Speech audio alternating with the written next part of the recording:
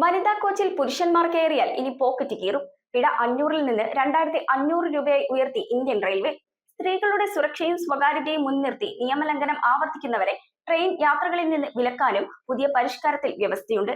ജനവിശ്വാസ് act പ്രകാരമുള്ള ഈ കർശന നിയമങ്ങൾ 2026 ജൂലൈ 21 മുതൽ രാജ്യവ്യാപകമായി പ്രാബല്യത്തിൽ വരും. പുതിയ നിയമപ്രകാരം സ്ത്രീകളുടെ സംവരണ കോച്ചുകളിൽ അനധികൃതമായി പ്രവേശിക്കുന്ന പുരുഷ യാത്രക്കാർക്ക് ഇനി 2500 രൂപ വരെ പിഴ ചുമത്തും. മുൻപ് ഇത് വെറും 500 രൂപ മാത്രമായിരുന്നു. 2026 ജനവിശ്വാസ് ആക്ട് പ്രകാരമാണ് ഈ വൻ പിഴ വർധനവ്. സാധാരണ ജനറൽ കോച്ചുകളിൽ ആവശ്യത്തിന് സ്ഥല സൗകര്യമുള്ളപ്പോൾ പുരുഷന്മാർ വനിതാ കോച്ചുകളിലേക്ക് അതിക്രമിച്ചു കയറേണ്ട യാതൊരു സാഹചര്യവുമില്ലെന്നാണ് റെയിൽവേയുടെ വ്യക്തമായ വിശദീകരണം. പിഴയിൽ മാത്രം ഇതൊതുങ്ങില്ല. നിയമലംഘനം ആവർത്തിക്കുന്നവർക്കെതിരെ കർശനമായ നിയമ നടപടികൾ സ്വീകരിക്കും. മാത്രമല്ല, കുറ്റം ആവർത്തിക്കുന്നവരെ ഒരു നിശ്ചിത സമയത്തേക്ക് ട്രെയിൻ യാത്രകളിൽ നിന്ന് പൂർണ്ണമായി വിലക്കാനും പുതിയ നിയമത്തിൽ വ്യവസ്ഥയുണ്ട്. ഇതിന്റെ ഭാഗമായി റെയിൽവേ സംരക്ഷണ സേനയും ടിക്കറ്റ് പരിശോധന ഉദ്യോഗസ്ഥരും രാജ്യവ്യാപകമായി പരിശോധനകൾ ശക്തമാക്കും. ദീർഘദൂര ട്രെയിനുകളിൽ വനിതാ കോച്ചുകളുടെ സുരക്ഷയ്ക്കായിരിക്കും ഇനി പ്രഥമ പരിഗണന.